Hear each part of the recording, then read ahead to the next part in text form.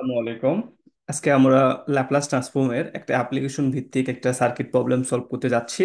এখানে আমরা বইয়ের একটা এক্সাম্পল নিচ্ছি, সেই এক্সাম্পল হচ্ছে এক্সাম্পল 15.12, যেখানে বলা হয়েছে find V output in time domain in the circuit in figure 15.13 অ্যাজুমিং zero initial condition. এবং এখানে আমাদের হচ্ছে একটা এর সলিউশন প্রসিডিউরটা দেওয়া হয়েছে। আপনারা চাইলে এই সলিউশন প্রসিডিউর দিয়ে সলভ করতে পারেন। আমি আসলে এই সলিউশন প্রসিডিউর ইউজ করি না। সাধারণত এই ধরনের ল্যাপ্লাস ট্রান্সফর্ম বা ফুরিয়ার ট্রান্সফর্মের ম্যাথের ক্যালকুলেশনটা অনেক জটিল হয়, যদি কোনো কারণে একবার ভুল হয়ে যায় তাহলে কিন্তু পুরো ম্যাথটা আপনার ভুল হয়ে যাবে। এই জন্য আমি চেষ্টা করি যাতে হচ্ছে খুব ইজি ওয়েতে আমরা এই ধরনের ম্যাথগুলা সলভ করতে পারি। এই ম্যাথটা আমার নিয়মে যদি করতে চান তাহলে আপনাকে কিছু বেসিক আইডিয়া ক্লিয়ার করতে হবে। এই জন্য আমি একটা নতুন পেজে যাচ্ছি, সেখানে আসলে আমি এর বেসিক আইডিয়া নিয়ে একটু আলোচনা করব। দেন আমরা হচ্ছে আসলে পড়াশোনা করব যে আসলে আহ, আসলে কোন মানে কিভাবে বা কোন ওয়েতে এই প্রবলেমটা আমরা সলভ করতে পারি। ফার্স্টের দিকে দেখি আমরা হচ্ছে একটা ডক ফাইল নেই, যে ডক ফাইলের মধ্যে আমরা আসলে আমাদের যে আসলে বেসিকটা দেখা দরকার সেই বেসিকটা একটু আলোচনা করব। দেন আমরা ওই ম্যাথটা সলভ করতে যাব। দেখেন এখানে আমরা হচ্ছে স্ক্রিন দেখতে পাচ্ছি। এবার আমরা একটা সার্কিট ড্র করি, যে সার্কিট হলো এরকম। এখানে একটা ভোল্টেজ সোর্স দেওয়া আছে, তার নাম হলো E1। এবং এখানে একটা রেজিস্টর দেওয়া আছে, তার নাম হলো R1। এবং এখানে একটা রেজিস্টর দেওয়া আছে R2। এবং এখানে একটা ভোল্টেজ সোর্স দেওয়া আছে, এর নাম হলো E2। এবং এখানে একটা রেজিস্টর দেওয়া আছে, এর নাম হলো আমাদের হচ্ছে R2, সরি R3। এবং এখানে একটা রেজিস্টর দেওয়া আছে, এর নাম হলো R4। সে মনে করেন এই একটা বিশাল একটা সার্কিট। এই সার্কিটের আমরা ম্যাথগুলো আমাদের সলভ করতে হবে। আসলে আমরা কোন নিয়মে এই ম্যাথটা সলভ করতে পারি সেটা আমরা দেখব। আসলে আমরা যে জিনিসটা দেখতেছি সেই জিনিসটা হলো এরকম, যে আমাদের এখানকার যে আউটপুট ভোল্টেজ আছে সেই আউটপুট ভোল্টেজটা আমাদের বের করতে হবে। এটার নাম হলো হচ্ছে ভি আউটপুট। এই সার্কিটটাকে আপনারা যদি করতে চান তাহলে আপনারা মেশ অ্যানালিসিস করতে পারবেন, নোড অ্যানালিসিস করতে পারবেন, বা অন্য মেথড আছে সেই মেথডের সাথে সলভ করতে পারবেন। আমি আপনাকে দেখাবো যে আমাদের বয়েল স্টেটের বই একটা সূত্র দেওয়া আছে, যে সূত্রটা আমরা সাধারণত ইউজ করি না বা আপনাদের পড়ানো হয় না, সেটা হলো মিলম্যান থিওরি। এই মিলম্যান থিওরি যেটা আছে, সেই থিওরিটা একটু বানান ভুল হতে পারে, একটু দেখে নিন। মিলম্যান থিওরি, এই থিওরিটা আসলে যেটা যেটা বলতেছে সেটা হলো আমাদের যে ভোল্টেজ আছে, যে R4 রেজিস্ট্যান্সের যে ভোল্টেজ আছে, সেই ভোল্টেজটা যদি আমরা একবারে বের করতে চাই তাহলে আমরা যে কাজটা করব, আমাদের যে সূত্রটা আসলে অ্যাপ্লাই করতে হবে, জিনিসটা ভালোভাবে একটু বোঝেন তাহলে আশা করি সব পারবেন। এখানে এই তিনটা মিলে হচ্ছে আপনার একটা নোড, এই নোডের অ্যাক্রসে ভোল্টেজটা আমাদের বের করতে হবে। এই নোডের ভোল্টেজটা বের করার সূত্র হলো এরকম, যে ভি আউটপুট সমান সমান উপরে থাকবে sum of current, sum of total current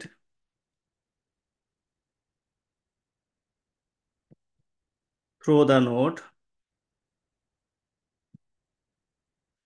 ঠিক আছে, ডিভাইড বাই 1 বাই রেজিস্ট্যান্স। দেখেন এখানে রেজিস্ট্যান্স কয়টা আছে আমাদের, একটা দুটা তিনটা চারটা, তাহলে কি হবে 1/R1 plus 1/R2 plus 1/R3 plus 1/R4। এখন আমাদের কাজ হলো যে আমাদের হচ্ছে কারেন্ট বের করা, যে এই নোডের একটা যে কারেন্টগুলো যাবে সেই কারেন্টগুলো বের করতে হবে। আমরা জানি যেখানে ভোল্টেজ সোর্স আছে সেখানে আসলে কারেন্টটা যাবে। এখানে আমাদের একটা ভোল্টেজ সোর্স দেওয়া আছে E1, তাহলে এখান থেকে কারেন্ট যাবে। এখানে একটা ভোল্টেজ সোর্স দেওয়া আছে, এখান থেকে কারেন্ট যাবে। এখন দেখেন যে আর থ্রি থেকে কোনো কারেন্ট যাবে, যেহেতু এর কোনো ভোল্টেজ সোর্সই নাই, সাথে লাগানো কোনো ভোল্টেজ সোর্সই নাই, তাহলে এখান থেকে আমরা কোনো কারেন্ট যাবে না এখান থেকে আমাদের। এটাকে আমরা আগে থেকে বাদ দিয়ে দিলাম। এবং R4 এর কথা যদি আমরা চিন্তা করি, যেহেতু এখানে কোনো ভোল্টেজ সোর্স নাই, তাহলে এখান থেকে নোডে কোনো কারেন্ট যাবে না, তাহলে আমাদের কয়টা কারেন্ট বের করতে হবে, দুটা কারেন্ট বের করতে হবে। এবং এই কারেন্টটাকে আমরা মনে মনে ধরলাম I1, এই কারেন্টটাকে আমরা ধরলাম I2। তাহলে বের করার সূত্রটা কি ছিল, সূত্রটা হলো কারেন্ট সমান সমান কি, আমরা জানি I সমান সমান V/R।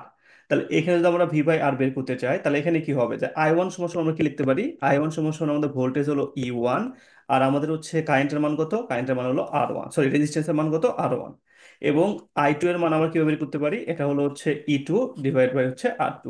তাহলে এখন যদি আমরা টোটাল সূত্রটা লিখি, সূত্রটা হবে এরকম, ভি আউটপুট সমান সমান এখানে হলো E1/R1 plus E2/R2 divide by 1/R1 plus 1/R2 plus 1/R3 plus 1/R4।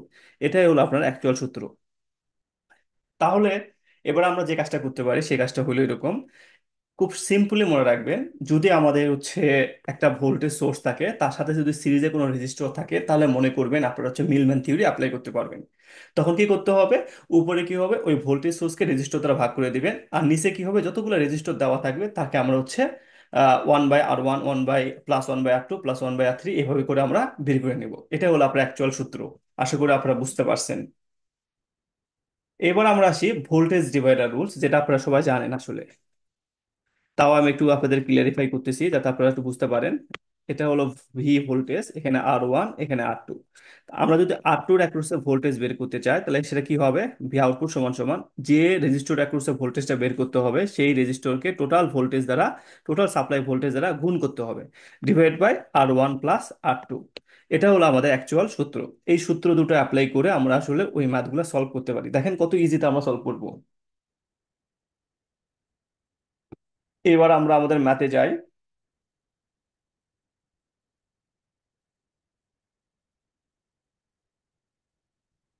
দেখেন আমরা স্ক্রিনে একটা ম্যাথ দেখতেছি, আমরা চাইলে এই ম্যাথটাকে অন্য একটা পেজে নিয়ে যাই, নিয়ে যে ম্যাথটা সলভ করি, তাহলে আপনাদের বুঝতে সুবিধা হবে। না স্যার, এখানে গোজামিল লেগে যেতে পারে।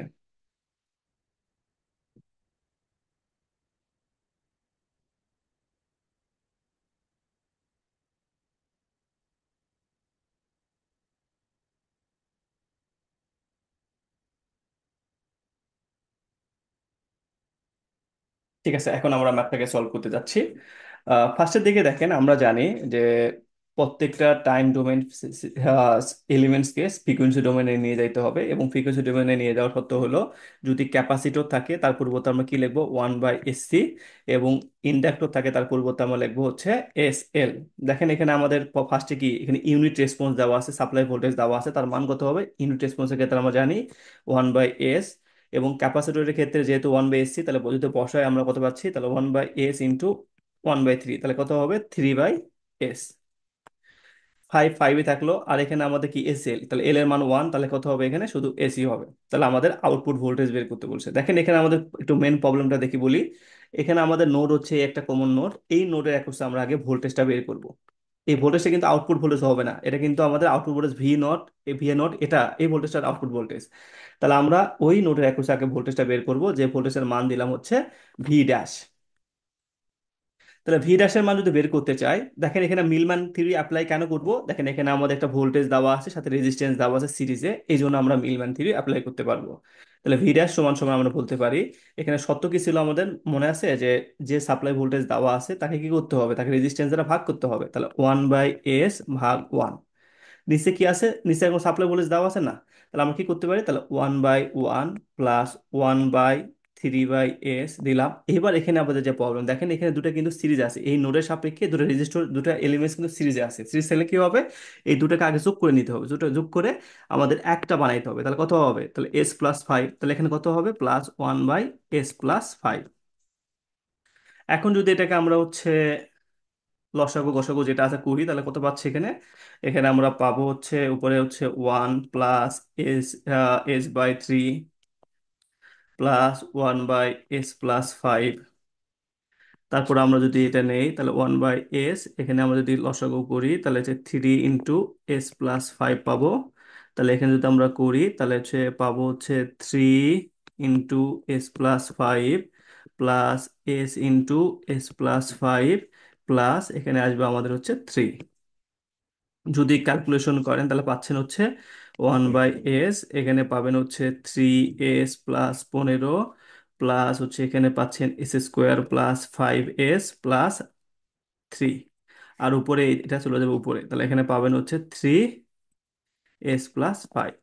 তাহলে টোটাল ক্যালকুলেশন করে আমরা যেটা পাচ্ছি সেটা হলো এরকম, যে V ড্যাশ S সমান সমান আমরা যেটা পাবো সেটা হলো 1/S, 3S+5, নিচে হচ্ছে আমাদের S² +3 × 5 = 15, 15 8, তাহলে 8S+18 হয়েছে।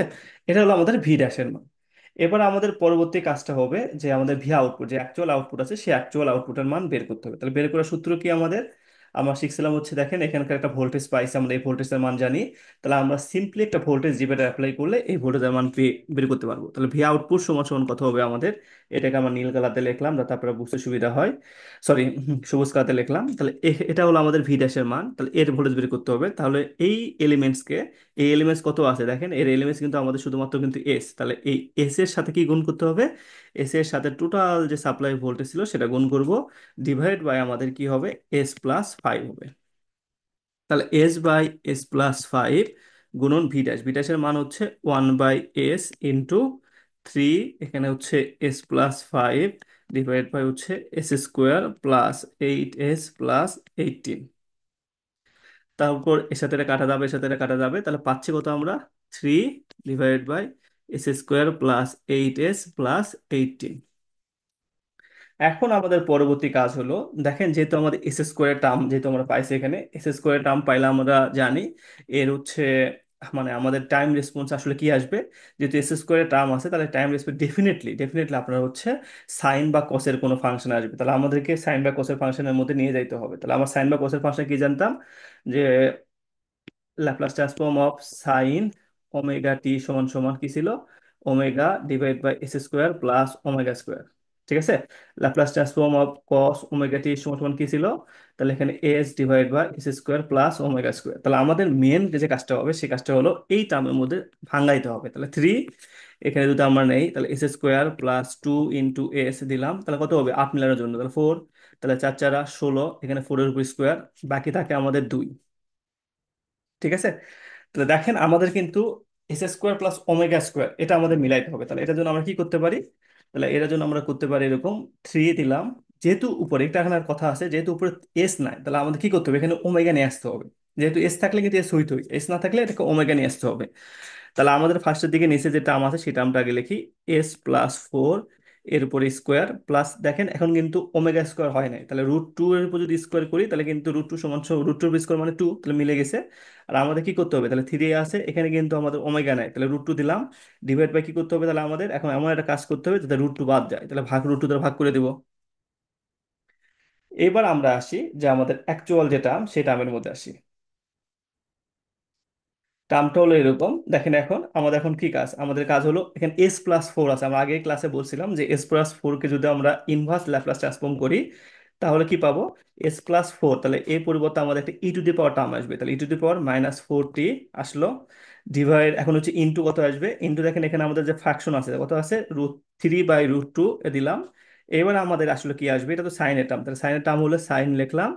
এবার আমাদের ওমেগা, ওমেগার মান হলো রুট টু টি। এটাই হলো অ্যাকচুয়াল আমাদের আউটপুট, যেটা একটা টাইম ডোমেনে প্রকাশ করলে এই ধরনের আউটপুটটা পাবো। তাহলে আমরা এই ধরনের ম্যাথ খুব সহজে মিলম্যান থিওরি অ্যাপ্লাই করে সলভ করতে পারি, সাথে আমাদের ভোল্টেজ এবারে সূত্র লাগবে।